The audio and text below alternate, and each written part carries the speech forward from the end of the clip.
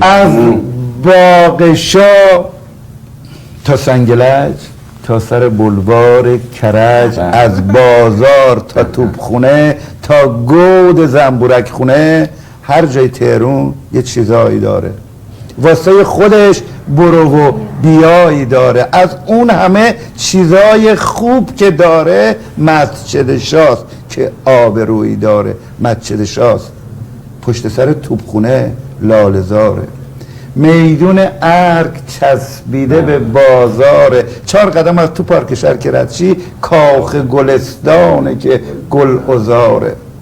میدون شهیاده و یادگاراش، امضای یادبود بزرگواراش، یه سلسبیل، یه دونه صراط، رشت امامزاده معصوم ازش گذشته. پپسی کلاش کلای شرعی مونه، حروم اسمن ولی کن همونه. اناری و نواب و قلعه مرغیش همونایی که یه عمر واسش میمردیش. تینچه و سرچشمه و سبز میدون، سید اسماعیل چشم و چراغ تهرون. از تینچه که رد میشی آسته آسته قلب آدم از ذوق میخواد که وایسه.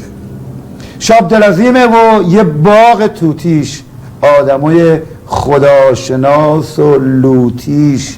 چشملی و چارجوب و کوه سنگیش، کوه بیبی شربانو با اون قشنگیش.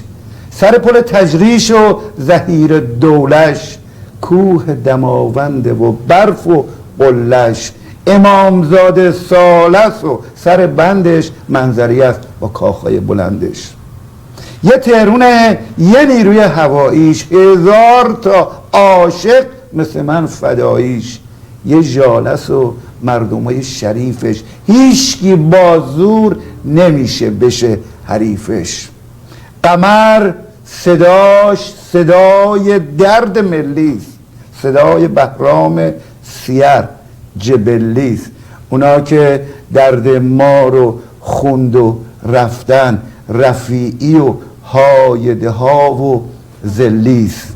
از باغ شاه تا سنگلج، تا سر بلوار کرج، از بازار تا توپخونه تا گود زنبورک خونه، هر جای تهرون یه چیزایی داره، واسه خودش برو و بیایی داره. از اون همه چیزای خوب که داره مسجد شاست که آبرویی داره. مسجد شاست.